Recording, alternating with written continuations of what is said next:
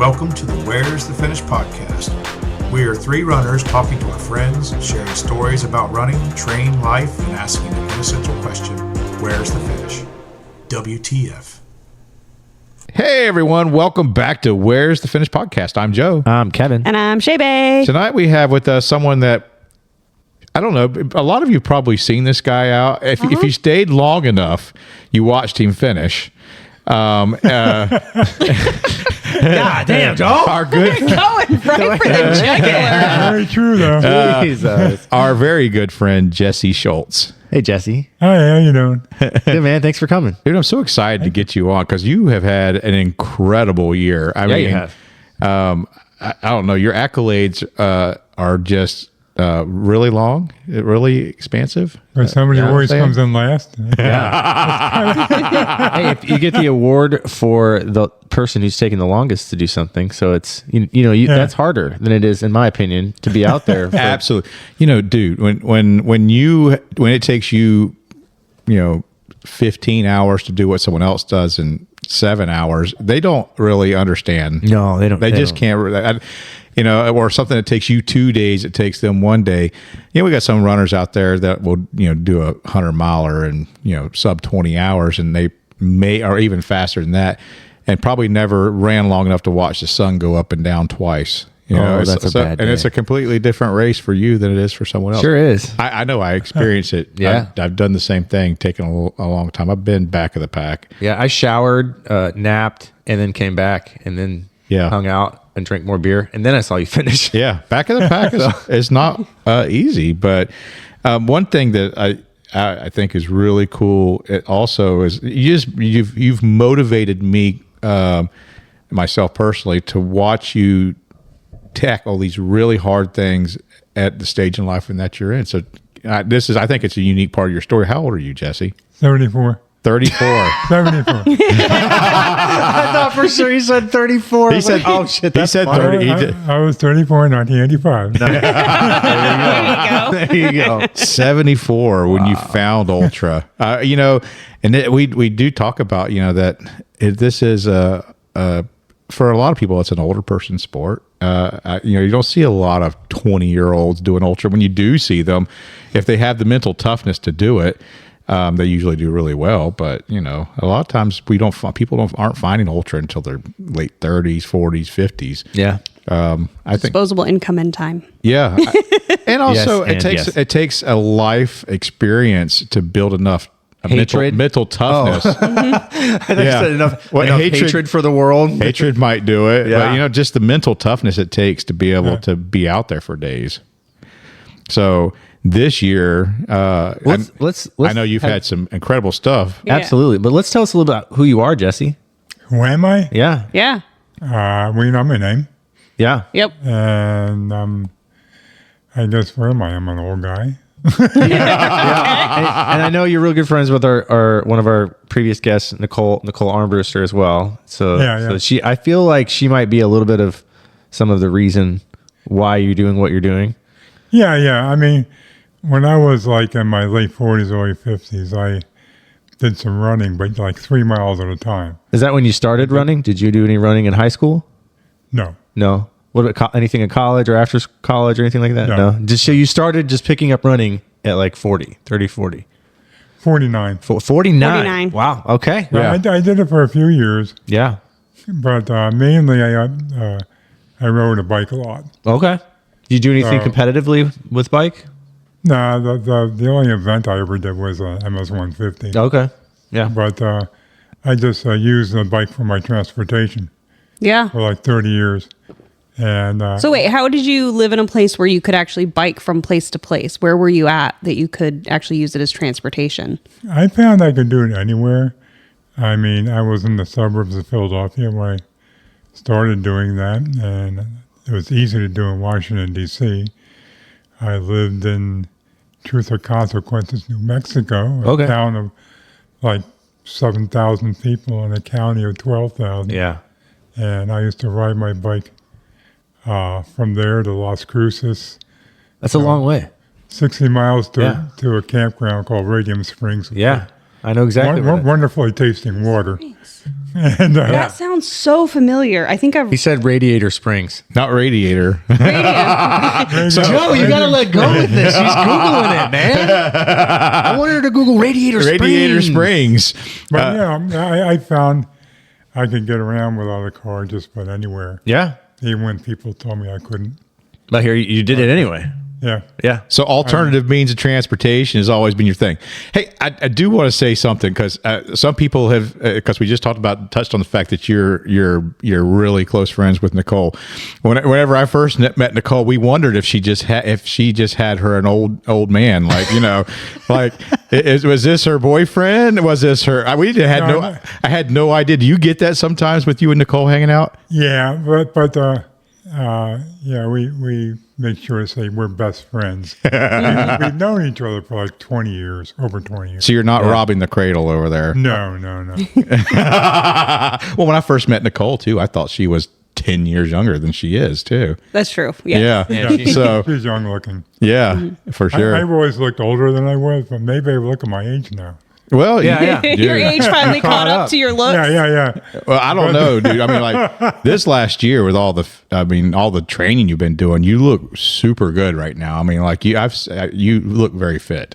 Yeah, I feel pretty good. Yeah, I feel pretty good. I mean, my life has been I had a lot of physical activity. I never did trail running or anything like that before. But I mean, my first 10 years of my work experience was all construction work.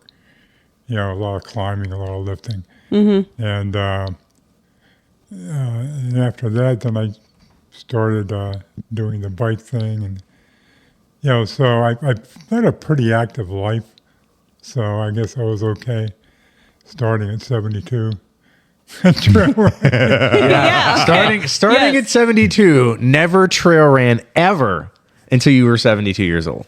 Yeah, not any events. Yeah. When I was about 70, I started getting into it with Nicole. She got me into running. Wow. So I see a pattern here. but you did your first event in 72. 72. What was it? What was a skunk ape race? Wild boar. Yeah, wild boar. Wild boar is my first event. Yeah. Yeah. Yeah, I mean, we were out running for some other things, and we did a 10-mile run. And in the morning, I had done a 5K. And I thought, well, I could put those together. I could probably do a half marathon. So. Yeah. Why not? That's definitely very ultra logic of you. So I tried that, and that was fun. Type 2 fun. Yeah. And you also like to run in sandals. Yeah. My feet are more comfortable in sandals. So, I actually found these sandals in a bin store, and they worked really well for me. So I looked them up and found out what they were. And then when they wore out, Nicole found a couple more for me. Nice. At like half price or something like that. I love that. Yeah, because I remember the first time you showed up, I don't know if it was a race or just to hang out, and you were wearing shoes. Yeah, it was it was for a strange. run. And we're like, no, it was for Badger. Was it for, it was for Badger. Yeah. When you did wore shoes. But we'll get to that. Yes. They wear shoes in Badger. Yeah. So guys, I'm used to seeing you in sandals all the time. Yeah. Like, did you ever spend a lot of time when you were younger or even now, like barefoot? Do you like living barefoot? When I was a kid, I just loved to be barefoot. Yeah. My dad had a gas station. He used to yell at me all the time for going out the island and pumping gas in my bare feet. Well, I mean, that's a little sketch because there's car stuff on the ground. What kind of stuff? Oh, so you stuff. you grew up around a gas station. Yeah, my dad had a gas station for like about a few years. He had a couple of Sunoco stations. So when I was like 12, 13, 14, I did a lot of work. Is that My here in dad's Florida? gas station. Or No, that was in Phoenixville, Pennsylvania, Oh, okay. and also in Norristown, Pennsylvania. Was that like back when gas stations were full service? Yeah. You weren't allowed, if your customer wasn't allowed to touch your pump.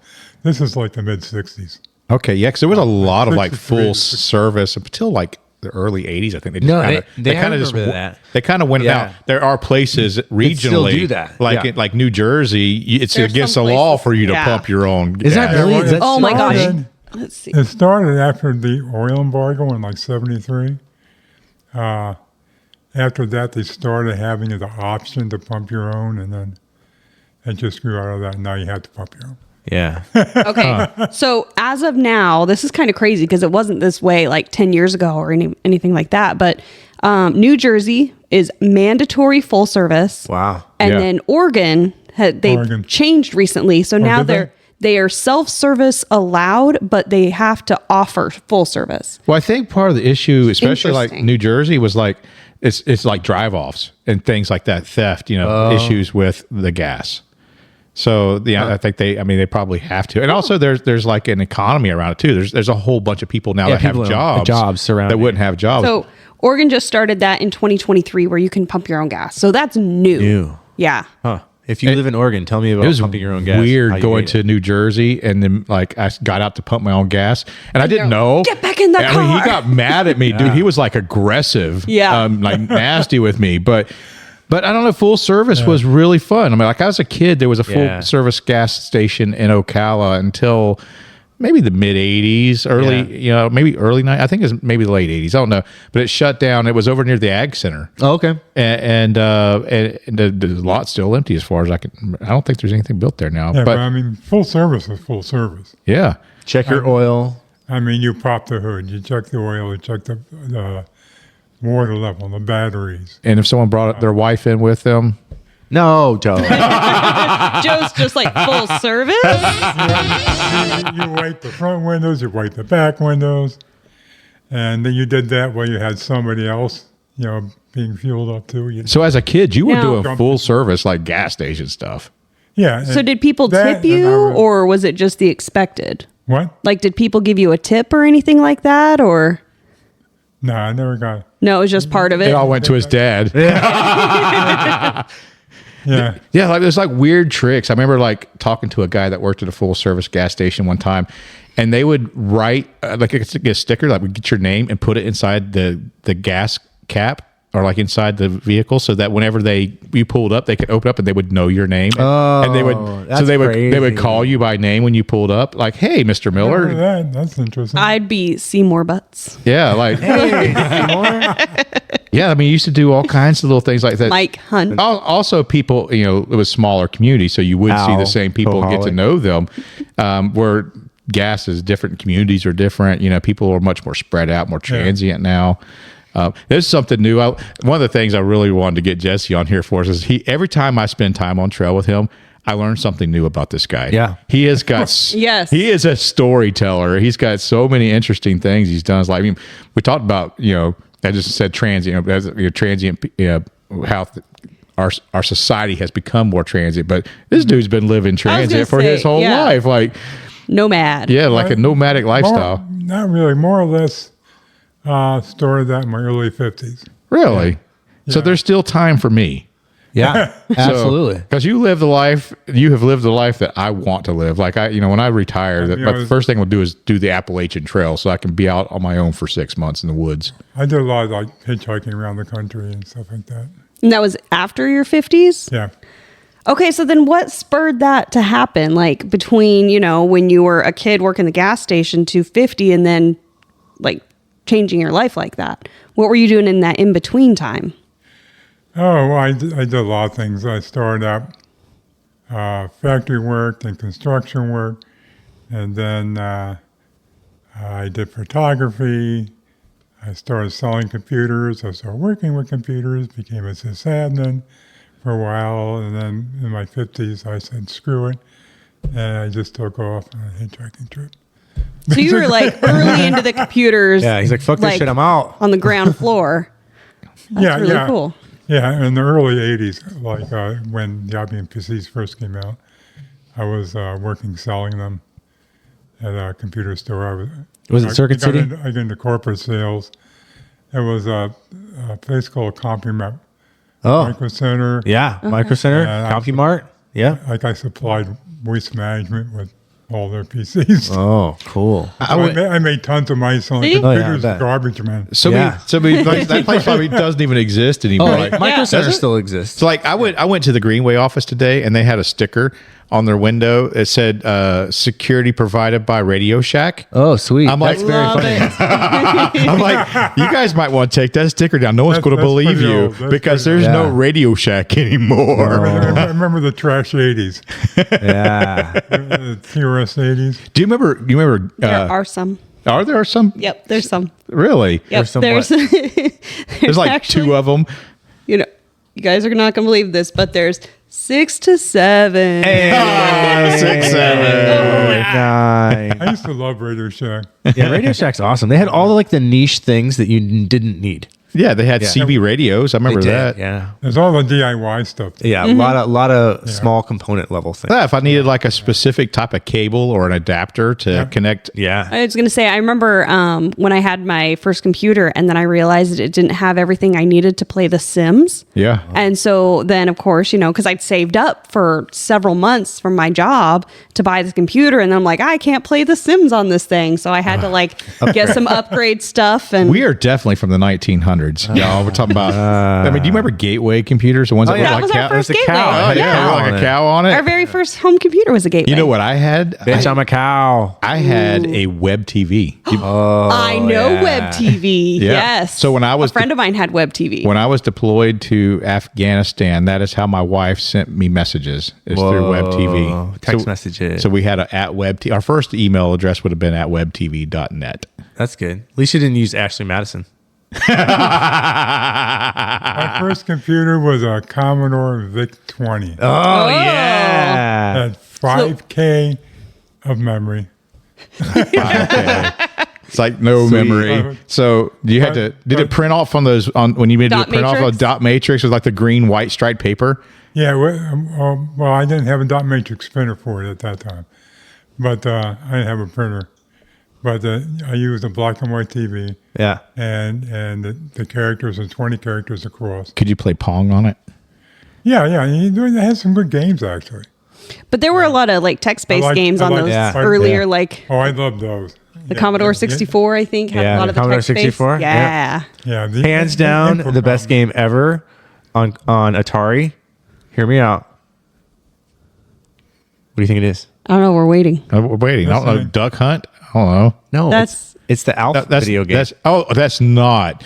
There's like I tried. What? I had a copy. You could buy You that said thing. Alf? Elf. I mean, Alf? Alf. Alf. Alf, the alien that ate Yeah, cats. yeah. Cats. Yeah. So did you? I had played on the early Nintendo the ET game. Oh, it was yeah. like so that Oh, one. That's the funny one that they buried a bunch of copies No, in Yeah. the that's the desert. Atari one. Yeah, Atari. I'm sorry, Atari. Not that Nintendo. game. Atari. They, like Atari dumped all of them in the 2600, landfill. It was horrible. You would fall down into a little hole and Little you'd have to hole. get back out. And it would, the game made no sense. I loved Paperboy growing up. I loved that game. Paperboy. Paperboy. It's when you're riding a little bicycle and you're throwing the newspapers and they're supposed to go in the mailbox. No, I don't I used remember to that do one. that, but I did it for real. for real. See, another great job he great had. This job. dude has work ethic. He grew up Yeah. working at a gas station, throwing out at a gay station. Well, what do you do at gay stations? Dance a machine. Watch me now. Watch me now. I can see Jesse with some yeah. butterfly collars and some bell bottoms.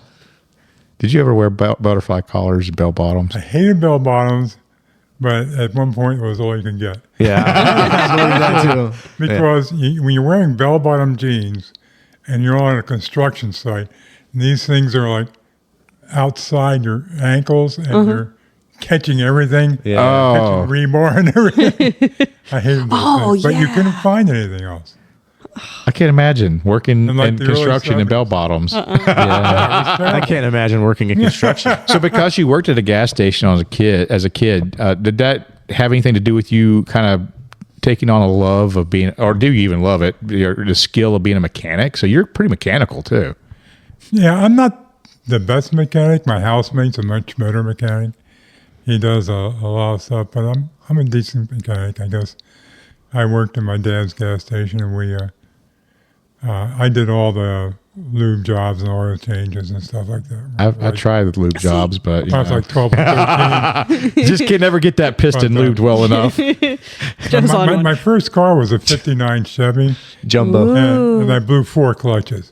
So I really learned how to Yeah. change clutches. Really Out of necessity. I had a car like that. But back then, you could get a pressure plate throw-up bearing Yeah. Oh yeah. and clutch for $25. Oh Yeah. shit. And there was no computers in cars. Oh my god. No, everything That's was that's a $2,000 job mechanical, nowadays. electromechanical.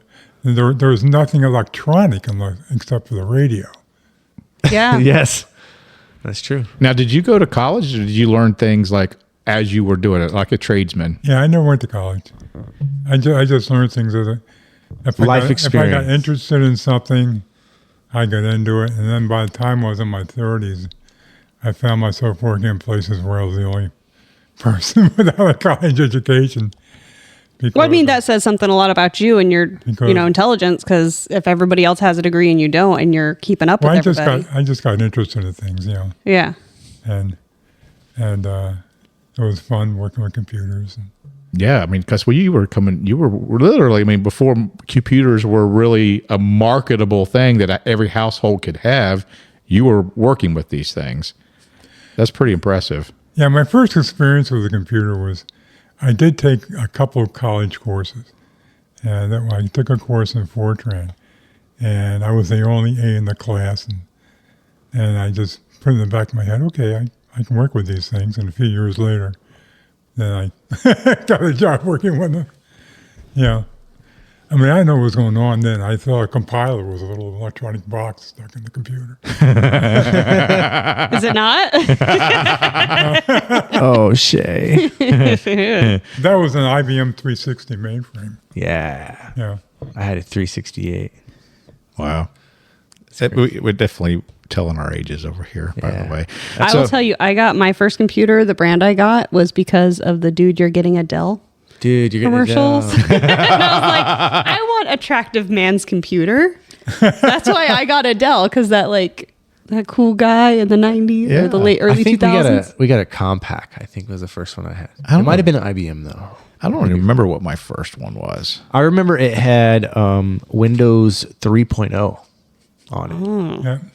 Way back. It might even been before that. But a lot of the stuff had to be ran in DOS anyways. So you're just running literally a DOS based underneath of the Windows mainframe. But Yeah, my first DOS operating system was 1.1. whoa. That's You crazy. didn't have any subdirectories. You didn't have redirection. It was made for floppy disk. And it was one big root. They were like the bigger Was ones. it the 3.5 thin inch? Yeah. Was it the 3.5 inch 5 floppies, or was it like 5.25. looks like an album? It was Yeah. it was 5 1/4. The 8-inch discs went into a lot of CPM machines. Yeah. I didn't use anything with an 8-inch disc at the time. But but before that, my first operating system was CPM. Wow. Crazy. Wild. So I guess we talk a little bit about some fitness stuff. Like, I mean, before you became a runner, I mean, you guys did a lot of stuff. I mean, I remember you telling me about doing was it C&O Canal? Yeah. When was the first time? First time I did that was when I came back from New Orleans after the Katrina. And I bought a bike for $30 when I was visiting my daughter. Put it on the bus. Went down to D.C. and visited Nicole and her partner. And then just left from there on my $30 bicycle up the C&O Canal, which is 180 miles. And then went up halfway up the Gap Trail, got off of there, went on US 40 out to Columbus, and then joined the Carnival, sold my bike or gave my bike to a carny. This story increasingly, I have questions as we go And along. then hitchhiked to the Rainbow Gathering. Oh, you went to fucking Rainbow Gathering! Oh my God! We got a rainbow person! I went to one Rainbow Gathering. But I met a lot of rainbows in New Orleans because they had brought all their kitchens there, and they were feeding in Washington Square Park because they're organized around kitchens. Oh. So they brought them to Waveland, Mississippi, which was where Katrina made landfall. And then they came to New Orleans. And so I got to know a lot of them. So I decided I wanted to go to a gathering. I went to one. It was cool. I liked it. I met a lot of friends there that I know from other things that were also going there, so it was pretty fun. Okay, so you sold your bike to a carny. So I gave it to him. You gave it to him? Yes, because you don't want to get a curse. What do you mean? What was that? No, that wouldn't. I just, I wanted to start hitchhiking and get rid of it because I didn't have time. There was a ding dong sound. Yeah. But my doorbell doesn't make ding dong. Did you hear the ding dong sound? I heard a ding dong sound. Somebody's got notifications turned on. Because if me. you press my doorbell, it goes, eh. You're right. That's why I was like, why are you pointing him towards the door? It sounded like the doorbell. Yeah, I don't have a I doorbell. don't have a ding dong Mine goes, on my eh. phone either. And then Alexa goes, there's somebody at the door. I have no idea.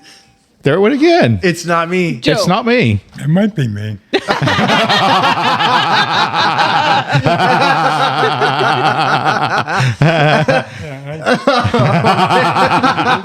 This is just text coming up. Okay. See, now we know. So now we know what it was. Oh my God, that's hilarious. Okay,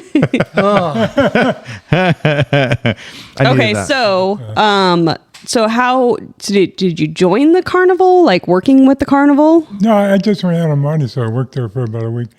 That means you joined the carnival. Yeah, that's. You were a carny. Yeah. What did you do? Were you like? Did you help set up, tear down? Did you run a game? Well, basically, what you do is work 24 hours straight, setting things up, and then they'd have you put 3-year-olds on 10 tons of moving equipment. Okay. All right. Hell yeah. It was kind of dangerous. After that experience, I would not take a 3-year-old to a carnival. Yeah. Okay. Yeah, Good to working know. all night, being exhausted. Yeah. And that's probably a very hard life because they're setting up, breaking down, Like going to the next immediately. place. Yeah. Setting up, Like breaking down, going to the nonstop. next And they place. paid you very little. Yeah. So I made, like in a week, I made about $150 because they take out $25 a night for your board. Yeah. When I think of it's a Jesse's scam. life, you ever watch that movie Water to Elephants? No. Oh, you guys gotta watch Watered. That Water to Elephants. So Elephants, okay. it's a book. If you like to read, it's a really good book. But it's about a guy that he went to school and he was a test away from finishing his veterinarian license. And his family sold everything to allow him to go to school during the Depression, and they lost everything, and he couldn't finish school. And so he ran off and joined a circus, and he was the unlicensed vet for a circus, and he cared for this elephant, but was a big part of the story. But but the whole story of this guy, living on a train, traveling with the circus, and Jesse tells me his stories, and I think of Water to Elephants. Water for elephants. Water for elephants. I did that. I joined a carnival. Oh, did you? Yeah, I did that Cool. when I was 18. Wow. How many days did you work? It was not very long. He couldn't handle the 24 hours No. up and put Yeah, 3-year-olds on It was rides. the same. That was the same thing. We tore down, moved to the next one, set up, and then I was pretty much done after that. I was like, All right. Water for elephants will make you cry. That is what I Googled. It is I said, will it make me cry? Because I don't want to cry. It is a great story. And Shay, you're a reader, so you should definitely read the book. You're going to It start says crying it right will now. make me cry because You it should- has sad You're things tearing in it. up, Shay. You should read it. You will love it. It will make you sad. Don't tear up. Don't Stop crying, Shay. No, stop, Shay. do it. Quit, Shay. You're gonna mess up your makeup. So that's wild, though. You went to the carnival for a week, and then you made your way south. Well, the problem is what happened was we went backwards and went to Youngstown from Oh, shit. Columbus.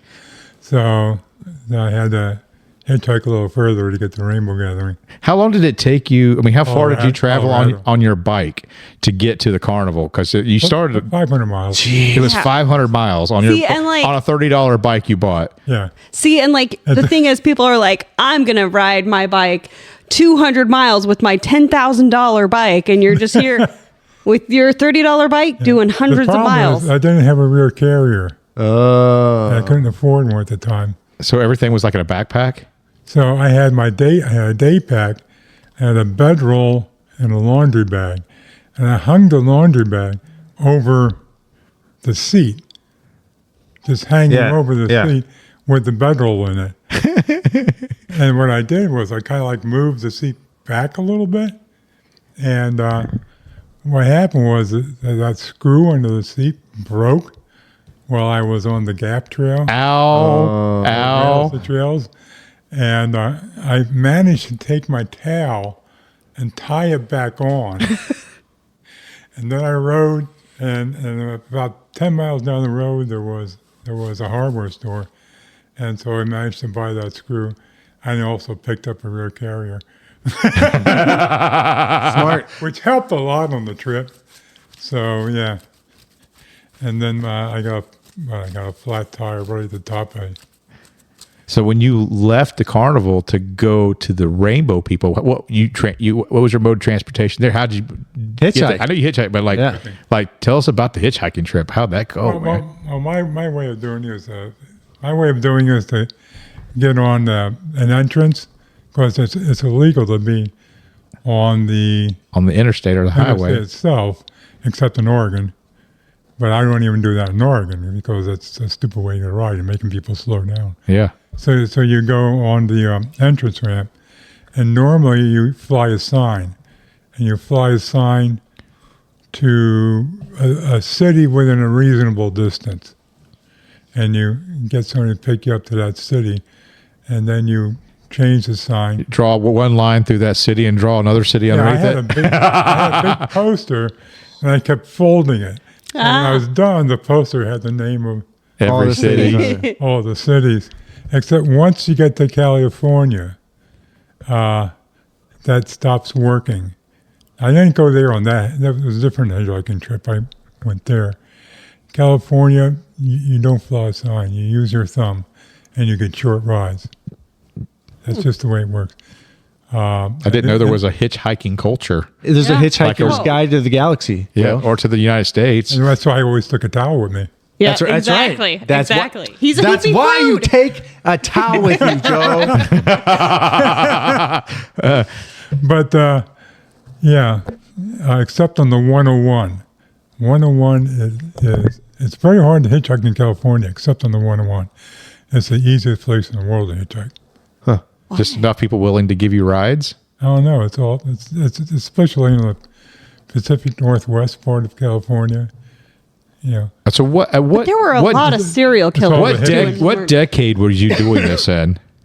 This was the O's. Okay. This is So it was this century.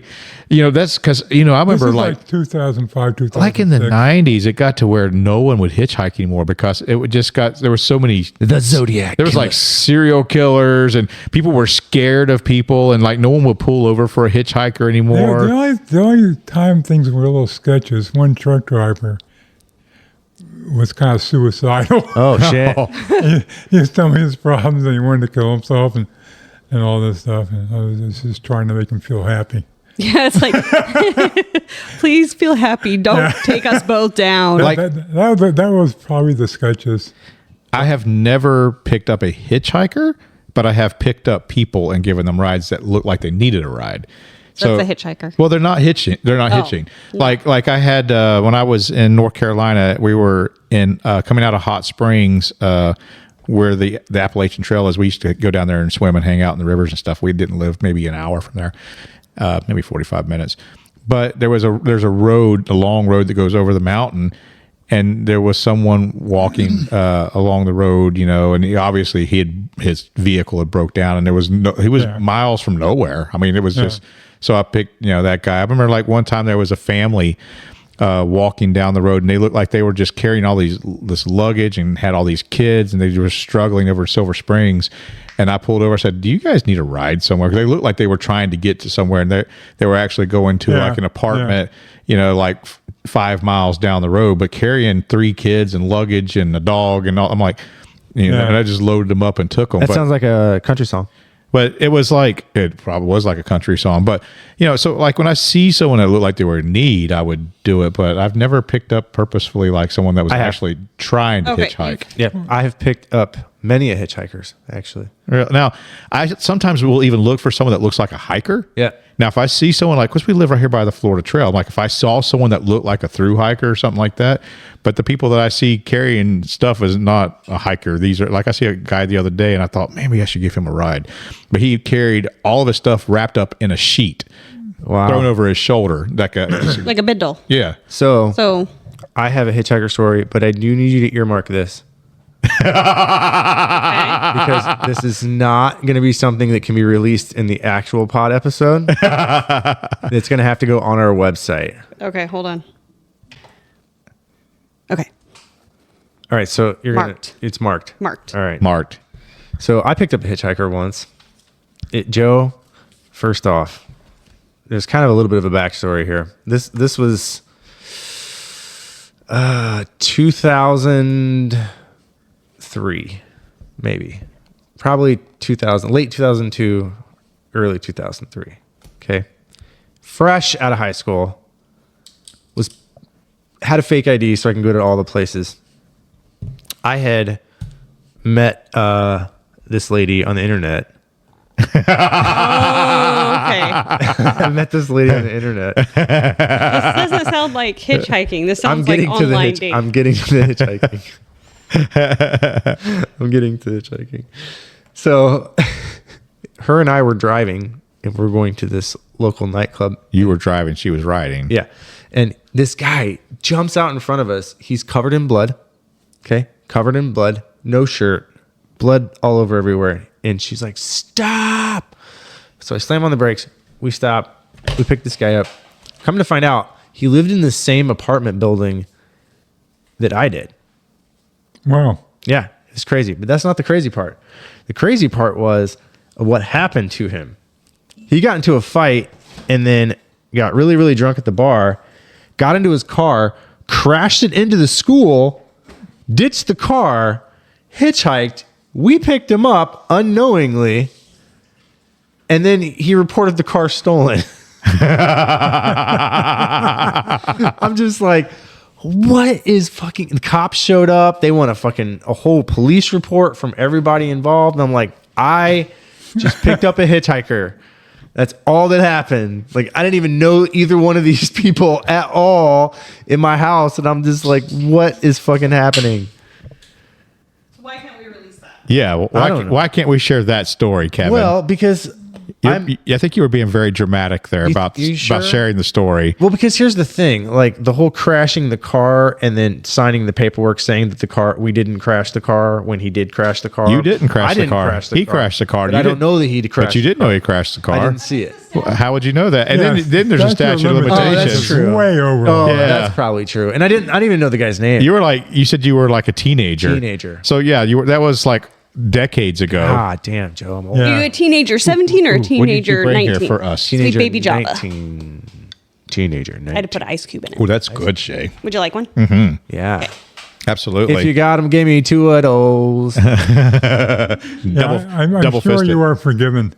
Yeah, you think this so? point. Well, I just, it was, you could probably look it up on public record and find this report from this town in Indiana. I imagine all of our listeners, listen, if you're listening, please. Don't do that because Shay public will do record that. If Shay was not in this pod and she listened to this episode, She would be the one that would look it up. Would be looking it up right now. Be like, yep, I'm going to find this shit.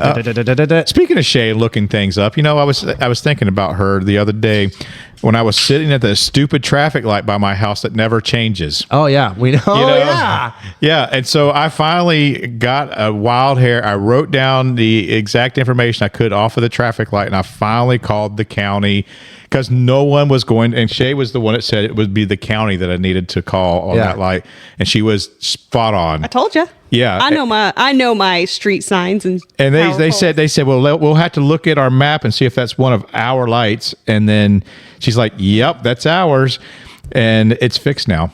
It's fixed? As far as I know, it's fixed. Who did you talk to? Did you talk to Tracy? I don't know. I talked to the girl that answered the telephone. Oh, okay, so it was somebody else. It was a girl that answered the telephone. I could have given you an actual contact that's But gives a damn? she took my name and all the information from me, and And as far as I can tell, the light's fixed now. I haven't driven through there where it sits like that. I said, this thing is becoming a safety issue. So, folks, I have a light by my house, and they just put a new light on it maybe last year. Yeah. And they put, I don't know if it's using cameras to change, or if it, because, you know, they used to use magnetic thing, but I don't think they use that anymore. I don't think they use magnets anymore. Or if it's just on a timed loop, but I think it's Sensi's US. So I think it's using like cameras. I think so too. So, but It's not very good at it. yeah, it was. I would sit for 10 minutes and the light wouldn't change. There's no traffic coming from the other direction, and people were starting to run the light. Yeah, I ran the light and there were cars backing up 10, 15, 50, 20 deep, and there was And then they couldn't go. they couldn't go. Yeah.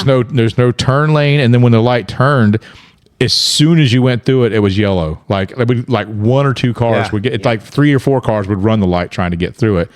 And it was just horrible. I'm like, this thing's going to be a safety issue. So it looks like they fixed it. Wow. Thank you, Shay. I'm going to drive. Sorry, it was I put a little ice cube in it and it makes the beer foamy. I'm going to drive by your house just to test it out, Joe. I'll know tonight for sure, because I haven't, because most of the time it was in the evening at night. So I think there was something wrong with the sensor in the camera. Yeah. Or, you know, it's probably under warranty, because I think seriously, the camera, the light, I mean, that light, they changed it all like less than a year ago. Yeah. So thank you, Shay. You're welcome. Yeah. Where were we? I don't know. We were talking about hitchhiking. Hitchhiking, He just yes, hitchhiked. okay, He yes. hitchhiked from the circus or the carnival. But during that let me talk. But when you're hitchhiking, are you just standing and waiting, or do you just decide to go walk for a while and walk for 10, 20 miles and then until you get where you're going? because you're usually by an interstate, so you can't just walk on the interstate. Right. So you Was it always hitchhiking on the interstate? Was never like anywhere else? Because see, I see people that are Well, the hitchhiking, but they're one-on-one's kind of not walking too. I was wondering if that tied into Ultra. usually you find a good spot Yeah. and hitchhike. You don't like walk backwards. Yeah. So it's not like the we just movies. talking about- That doesn't work. The whole walking backwards on a highway. No, you just fall down. The only person that's gonna pick you up then is Captain Spaulding. Yeah. Yeah. Yeah, and you'll end up in a house of corpses. But the thing is, you meet a lot of really nice people. Yeah, because because you're meeting people who would pick up a hitchhiker. yeah, people that are considerate and thoughtful, maybe a little bit crazy themselves, you know. Actually, at one point, this Apache woman picked me up, and she was like a heavy metal singer. Whoa, cool. And she wanted to drink, so she wanted me to drive. So I drove, and we went to her place with her husband, and they just had me over there for Christmas. That's crazy. That's so Yeah. crazy. Yeah. And then they dropped me off in Moriarty, New Mexico. Wow. And that was pretty cool, because New Mexico, it's very hard to get a ride, but people treat you really well. Huh. So I'm trying to get a ride on I-40. It's just not working. And this is like a little piece of the old Route 66. Yeah. Okay. Okay. Okay, so I figured, well, if I walk down 66 another 4 miles, I can go to the other exit and try it there. And I had actually pitched a tent at a truck stop the night before. And as I'm walking down the road, I see a familiar vehicle. And it's like an old converted airport bus that a couple friends of mine owned. I said, no, it can't be. So there they were, and they were walking their dog, and then they picked me up from there. So someone you knew out in random middle of nowhere, Route 66. The middle of nowhere. On Route 66 in Moriarty, New Mexico. And then we went to Texas with her uncle, and then they dropped me off at, I guess, 20 coming out of Shreveport, Louisiana. Wow. Mm-hmm. And this lady in a convertible comes by and picks me up and turns to me and said, "Do you know Jesus?" And I said, "Well, I heard of him,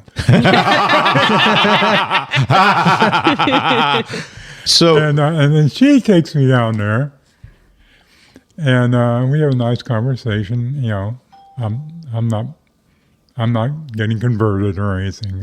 That's understood. And she takes me to the Greyhound station, buys me a bus ticket to DC. Oh, wow. So that was So it came full circuit. yeah. Wow. And every person that picked me up on that trip was a woman.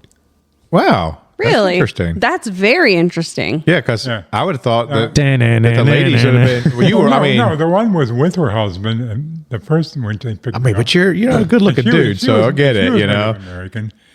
And then the other Apache woman, we were going to her husband's place, so it wasn't anything like that. No, Yeah. but no, it's No, just, but my point is And the that other usually women it's were the my- ladies that are most were my scared to think friends. about it. You know, like they would be the ones that I'm not picking up some random dude on the side of the street. He's going to murder me and rape me. You know, so that's great. So the best state and the worst state to hitchhike in, which ones are they? California is the worst state, except on the 101. Okay.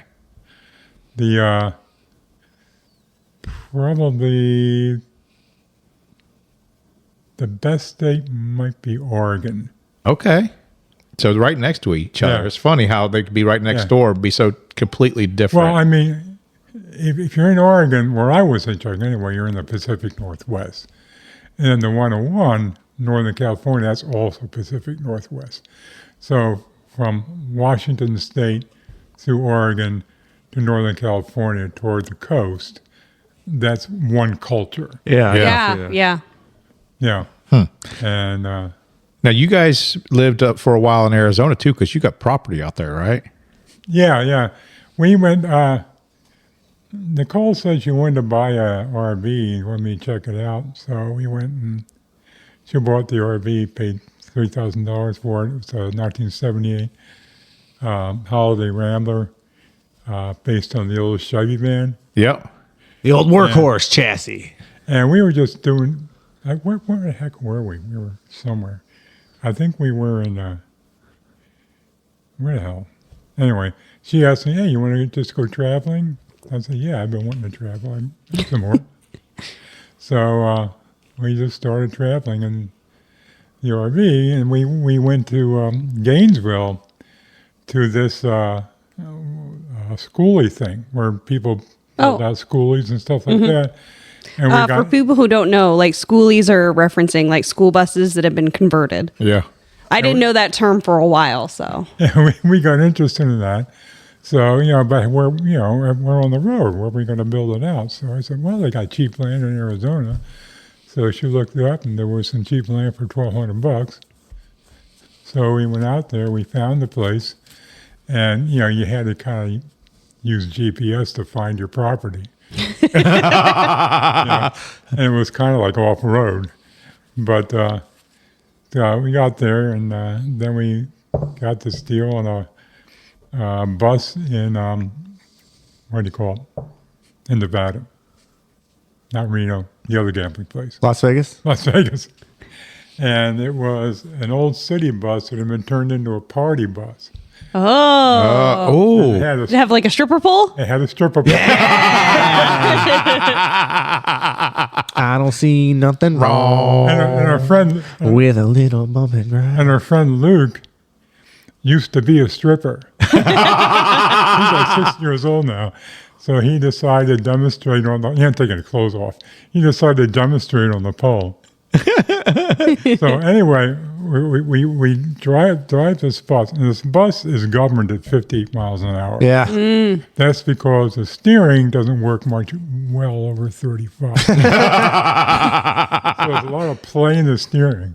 And we're going down the interstate, we're going down like I-40 and all this. I can just imagine you and the TV shows like Bonanza and all this stuff back in the day where they're driving this big steering wheel thing and it's all moving like this. I don't remember seeing cars with steering wheels in Bonanza. Isn't that the one? Bonanza's got horses. Oh, that's and definitely cows. not And the the one. Ponderosa. They're cowboys. What's the one that has the driving the people driving the Beverly box? Hillbillies? No, maybe the Beverly Hillbillies. I don't know.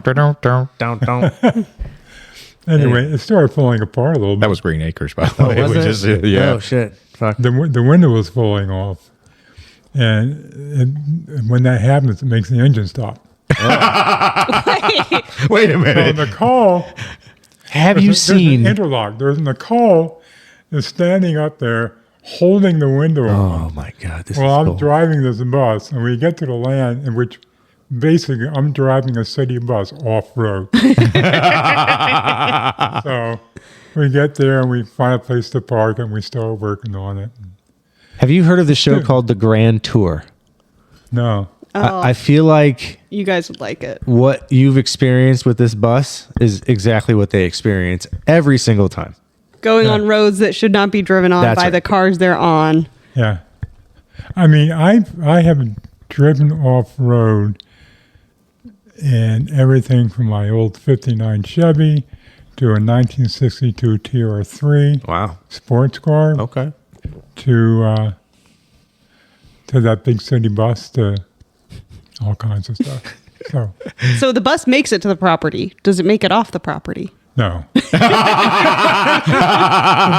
bus never makes it off the property. So is it still Because there today? It is still there today. I need the address because I want to Google with image it. pack rats in the battery compartment. I need to know where this is because I want to go with satellite view. See the satellite view? Google image, and I want to put it in the podcast. That's what I want. We'll have to get Nicole to send us the It address. is right across the fence from the petrified forest. Oh, that would be It's on a cool. piece of what was the old, again, Route 66. What exit is it? So you're on Route 66 in the petrified forest right there. That would be a neat spot to Yeah. have a little piece It of was a property, neat though. spot. It was a neat spot. Yeah. Did you ever find little pieces of petrified wood on your property? A lot of them. Oh, yeah. Yeah, Nicole made a little pathway of petrified wood Oh, cool. going to. We had the percolator there too. That Yeah. the RV. Little teardrop. Mm-hmm. Yeah. No, not the teardrop. That's the The little canned class, ham. class C RV Oh, I we see. had.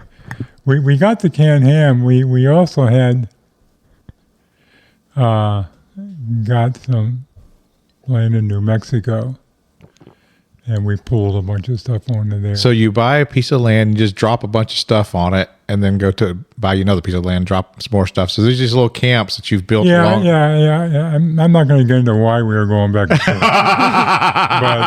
but that's a long story you don't want to hear. But the canned ham we bought. I guess we bought that in Albuquerque, and Make a right turn at Albuquerque. No, your other right. Oh, left turn. No. what? It's a Bugs Bunny reference. Oh, okay. Oh, okay. I had no idea. And we went back down there, and Nicole really was the one who built that out.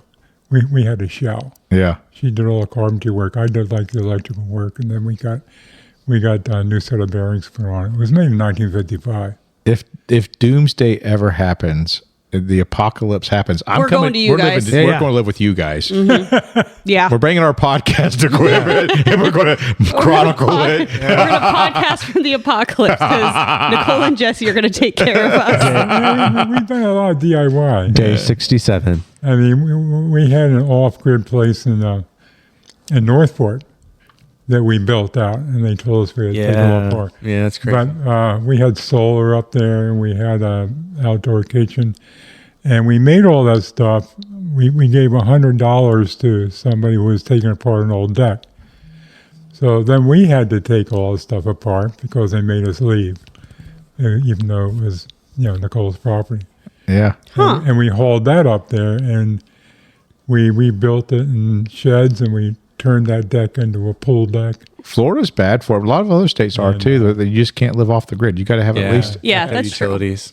which is a But crock there of are crap. no utilities there. Yeah. Right. Yeah, that's a crock of crap. Yeah, then you had to have 900 square feet. Well, we had a few RVs on the way. Yeah. So, So I want to circle back to some of your running because you had a really great year this year, and I think really, I mean, obviously did not start with, but the bigger runs that you had that you did this year started kind of with the Badger, right?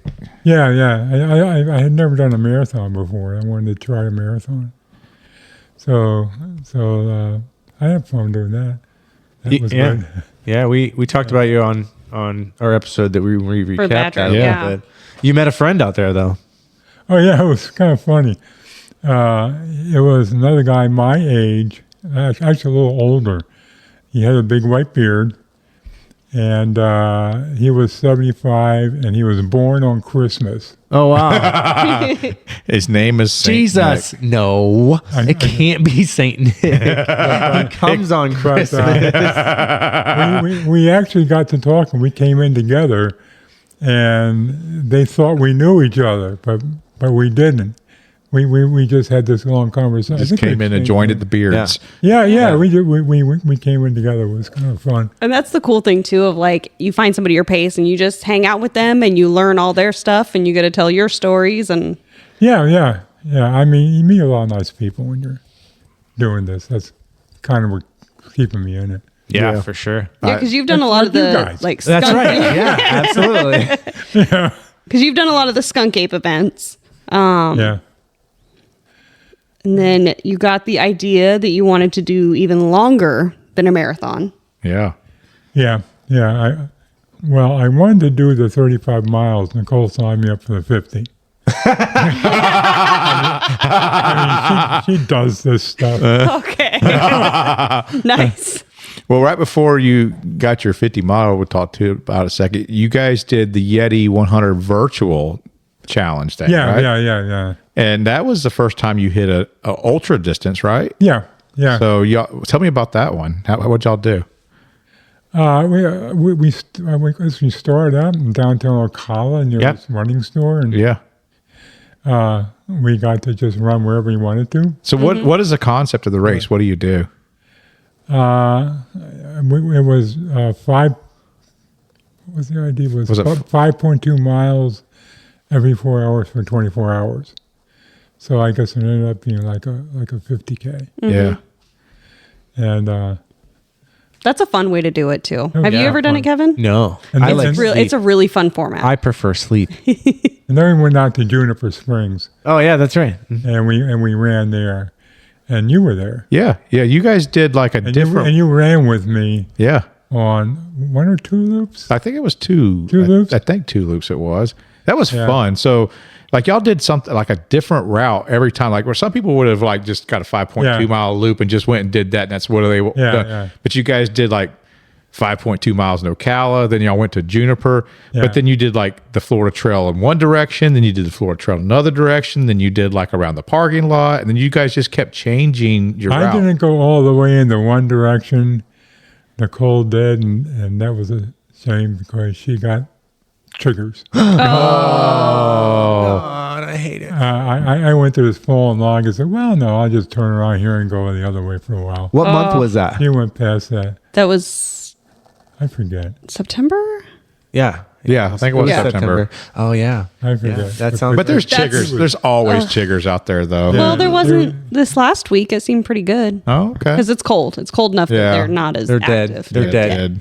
They're all dying. Dead. They're in the ground just waiting. And mosquitoes.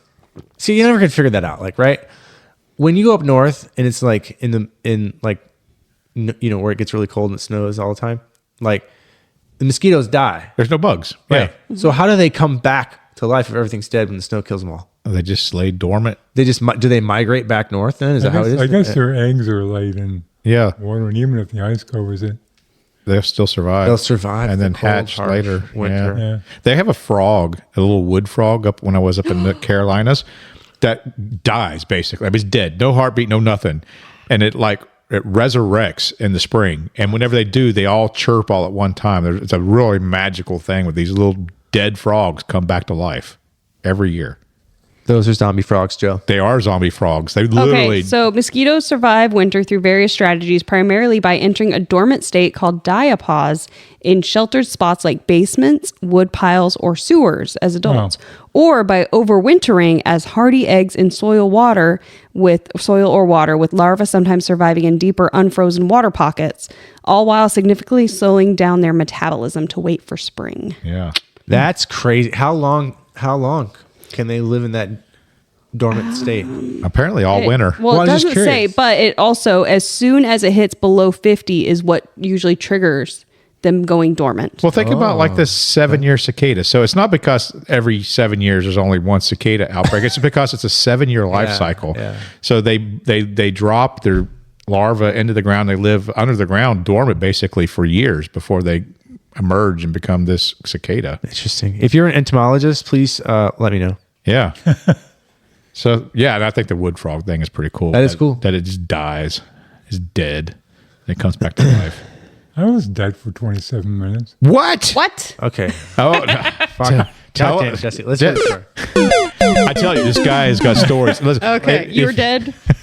Well, they gave me, they do what they call deep hypothermic circulatory arrest. They drain all your blood and fill you with a coolant. What? Yeah. Your skin, it's so weird. It's like yellow. And then, so they gave me an aortic valve, and my upper aorta is made of Dacron. Sweet. My kid has that. And does he really? Yeah, he sure does. Wow. He's had to do it like 5 times. And he's gonna have to have another one. Wow. Yeah. Well, I only had to do it once. How Yeah. long ago was that? That was 8 years ago. Oh, okay. And Well, clearly your ticker's working because you're running. yeah. yeah, it's really weird when you come out of open heart surgery. It's like you walk a mile and you have to sit down like every quarter mile and all this. And then you're walking around, and all of a sudden, like about 8 weeks later, suddenly you get this burst of energy. And it was so strong, and it happened just like that. All of a sudden, it was so strong that I had to walk I don't know, I must have walked 5 miles and I had to break into a run. It was just forcing it out of me. Oh. And it was just like the recovery. You know, you're weak, and suddenly, holy, what's going on? Yeah, where did this blast of energy all this come from? energy, yeah. Must feel fantastic though when it happened. Oh, yeah, it was great. So in reality, that took 27 minutes. That's where he died and came back. Yeah. Yeah. Wow. Yeah, so then they put my blood back in and gave me a I am going to Four encourage extra points. anyone that is a back of the pack runner, if you think you might be a DFL or whatever, don't do it alone. Go with Jesse, learn some stories. Right? This guy he's got has so got many stories for miles. That's wild. So then you had signed up for the Festivus 35 miler, but you thought you'd signed up for that. thought that. When did you And learn you had not actually signed up for Apparently, that? it was a plot hatched between Russ and Nicole. Come on, Ross. So when did you actually find out it was 50 instead of 35? About a week before. Oh, okay. Okay. Well, I mean, that's still very short. It wasn't on the day, you know. Yeah. That's good, at least. Yeah. But so I figured I'd give it a try. I mean, what the heck? Yeah, I mean, You got it done, though. Yeah, you did. that was The last 2 loops, Nicole actually pretty much drugged me around. yeah. Yeah. It was rough out there. Oh, it was That was miserable. rough. Well, out of The like first 30 miles was fun, and then the rain and then the rain cold. started. Yeah, I mean, it got overnight and it started raining and it didn't let up and it just kept getting Yeah, colder and colder because that cold front was pushing that rain in.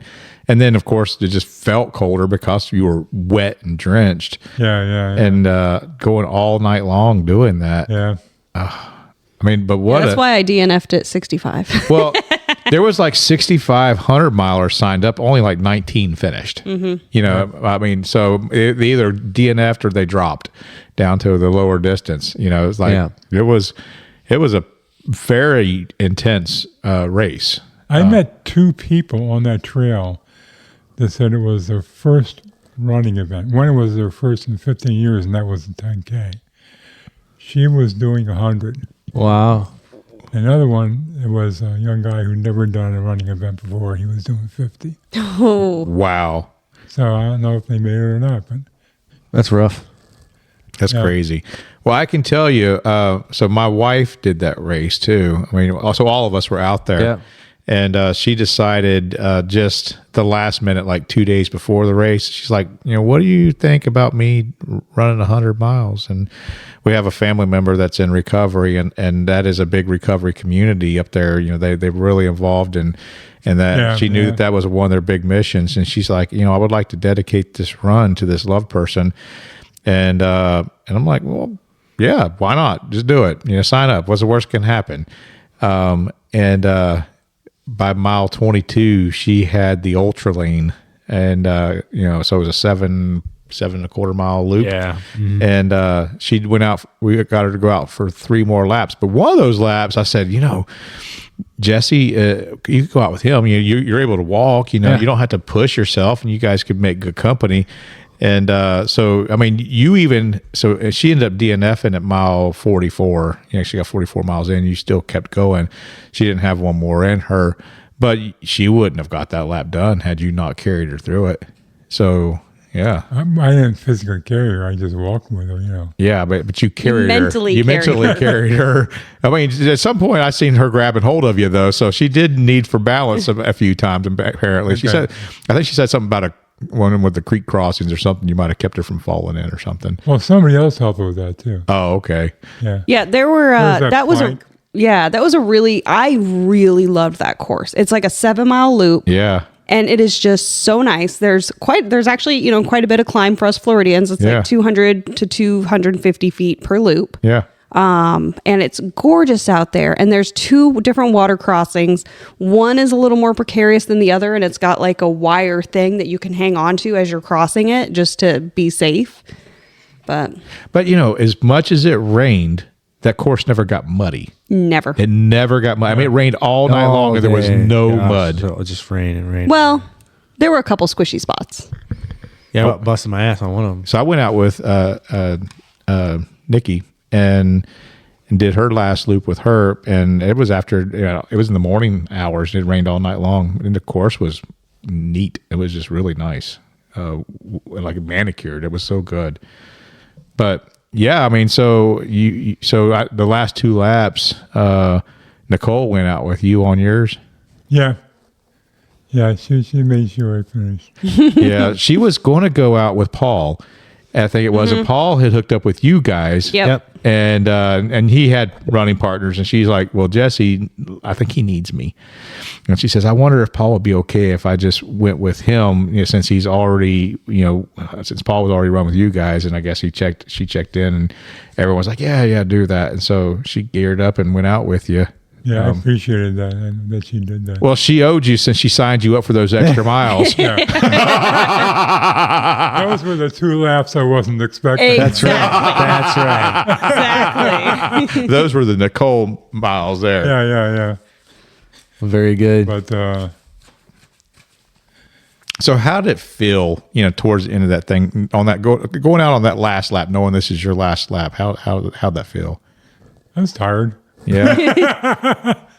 Did you get any spike of energy during any of it? I think, yeah. I mean, because the last 2 laps, I took a long rest before each lap. Yeah. So I started out on each of those laps pretty good. Yeah.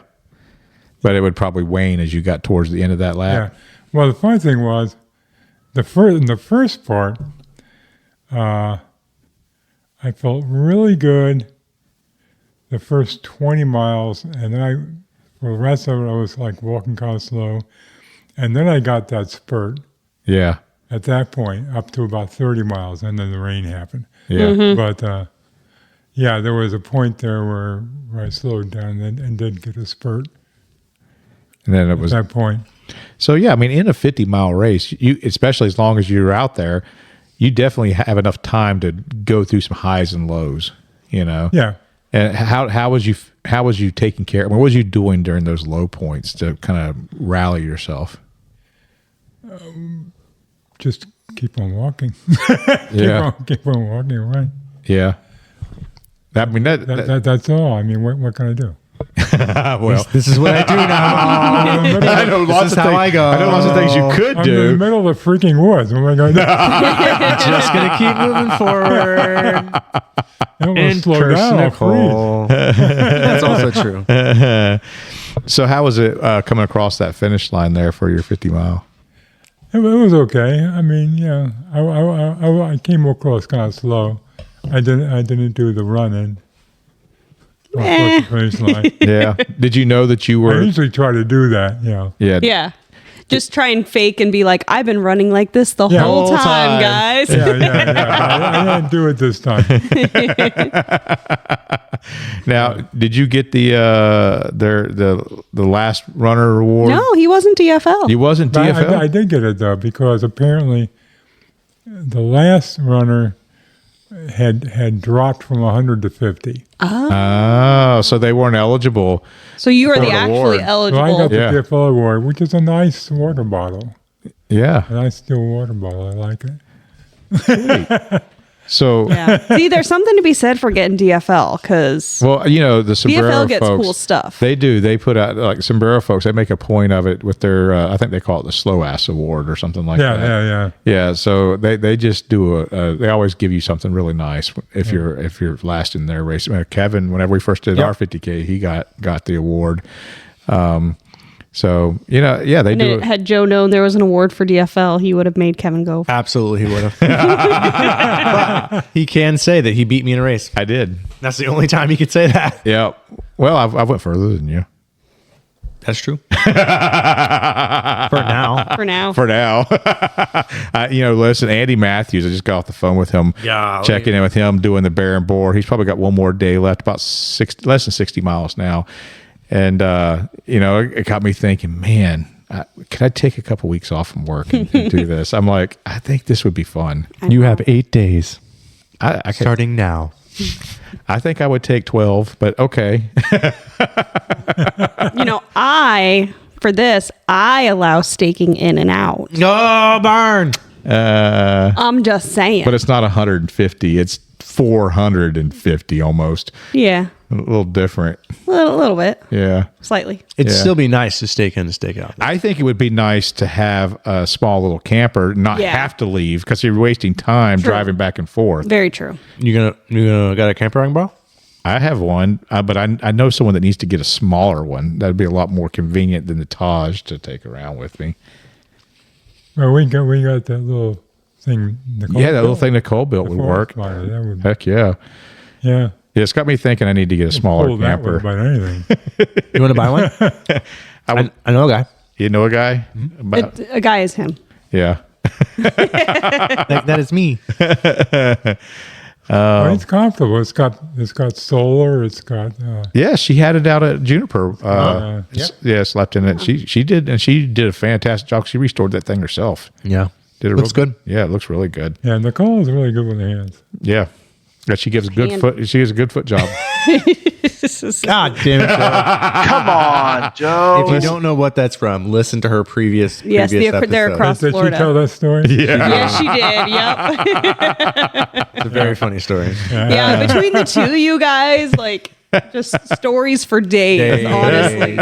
Y'all have lived a lot more life than The a lot of fullest people. of lives. Yeah. And 90% of it we can't even tell you. So Because if he did, he'd have to kill us, Shay. It'd be like, Statute of limitations are not over on those Shay, he'd yet. have to kill you, Shay.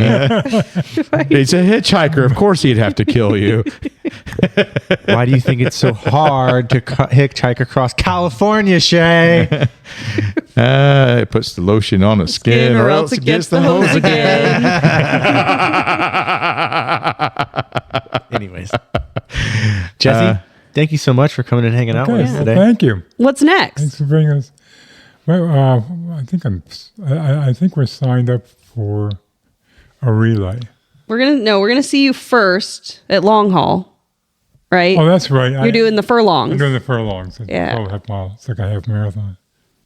Yeah, we'll see you there. Yeah, I think the furlongs is even like sold out. Yeah, It it's is. sold And out. I just talked to Amy, so I'm gonna try to get in on that one. But What do you mean? Whoa. What is it? Race director privilege? What is maybe, this? maybe This I don't is know. not the government, Joe. I'm gonna. Yeah, but this. I think this is the first year that it's sold out. Like that. Like she did talked about whether waitlist. She says it's gotten really popular. Yeah, a lot of people. I would sign up for the furlongs. One time I signed up for it, and for some reason I thought it was on Sunday morning, not Saturday morning. So I signed up for an evening shift for working the aid station. So I show up that evening because I'd planned like I'm going to work the aid station all night, then I'm going to sleep for 2 hours, and then I'm going to do the furlongs. Then I get there and Amy's like, "Yeah, I didn't know you missed the race this morning." I'm like, "Oh," because for some reason I thought it was on Sunday, not Saturday. Wah, wah. Yeah. That's okay. This is like probably 2021, 2020. So what's So what's many your years thought ago. on another ultra? I I'm not sure what I'm signed up for. Oh, Nicole tells me. Yeah. So if we need him to do another ultra, we got to talk to Nicole. Tell Nicole. Tell Nicole. She'll sign you You're up, doing this. and she will let you know what you got to do. Yeah. Love it. Yeah, I mean, basically, she always asks me first, but then I forget. Are you sure that That's she's not reminds me. telling you that we talked about I it, think and you- then she's just I think you've been gaslighted. It's a little. She's like, "Don't you remember I told you?" You're like, "Oh, I guess. Yeah." Yeah, well, that happened today. She said, "Don't you remember? Don't you remember I told you to find out the address?" I said, "No, I don't remember that." Yeah, I think she's gaslighting you, dude. Nicole, quit gaslighting our dude. Well, whatever it is you do next, I am going to be excited to see you do Absolutely. it. Yeah. And if I can get some miles in with you anytime, dude, I enjoyed running with you when you. I have had so those much groups fun. together. I have so much fun on the trail with you. I want to be DFL just so that I can hang out with you and get some miles. Jesus Christ. I ran some miles with Jesse at Javelina. Yeah. Yeah. Yeah. That's We, right, walked, yeah, we walked yeah. some miles at Javelina. Yeah, I mean, this dude signed up for 100K Yeah. in Arizona. And you still got, 22 miles or something like that? Yeah, at the what I desert? needed to do, and I've been doing it, is wear socks with my sandals. Yeah. 'Cause Especially in Arizona. It caused a blister, and I have diabetic feet, so I don't. Yeah, you I don't can't mess take any with that. chances with, yeah. So that's what stopped me there. You don't want to lose a foot because of a stupid race. Yeah. Yeah.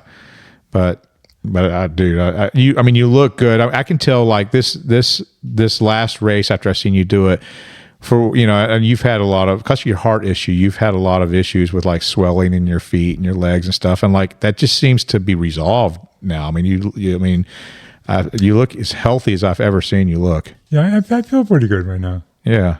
I also had another procedure done. They, put a tube up there and zap. So Okay. I don't get AFib anymore.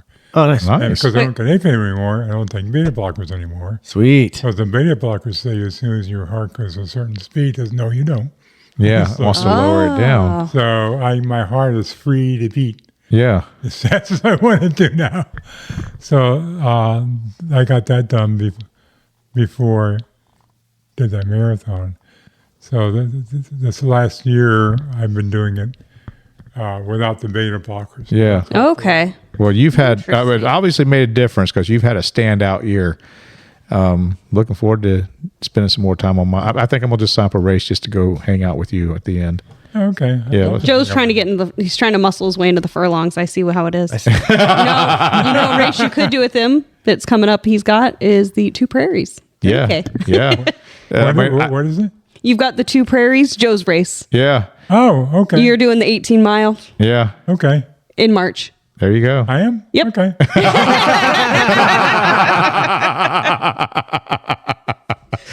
Thanks. I knew I was doing one of your races. Yeah. That actually's got I got 21 names on the wait list. I got one person that dropped and need to take out already. And takes one off the wait list. But I'm dropping too. yeah, I think it's going You're to. not even signed up. Yeah, You didn't have a choice. Yeah, you're gonna not be- allowed. You're like honorary, like you own an aid station now. It's yours. Okay. So, Jesse, thanks for coming and talking to us and sharing some of your life stories. We could sit here could. forever talking really to you about. I just see all the different squirrels we could chase in your life, dude. You always impress me. Love you have like no a idea. I love you like a brother, man. I really do. For sure. If I have any opportunity to brag on my buddy Jesse, that I'm definitely doing. I just so happy that you become part of our lives, man. And Well, I really enjoyed meeting you guys Absolutely. Yeah. Yeah. Likewise. and hanging out with you. Weren't you really good people? Appreciate that. well, Do you have any advice for anybody over the age of 70 who are going to pick up running? Just do it as long as you feel you can. I mean, Heck yeah. why not just try it? yeah, Sometimes you go far, but not so too far. Just far enough. All right. Correct. Words of wisdom. Words of wisdom. Accurate. All right, guys. Thank you so much for listening. Make sure to check us out on Instagram, on Facebook, our website, www.where'sthefinishpodcast.com. See us out on the trails. And when you do, I want to hear you yell, Let's go.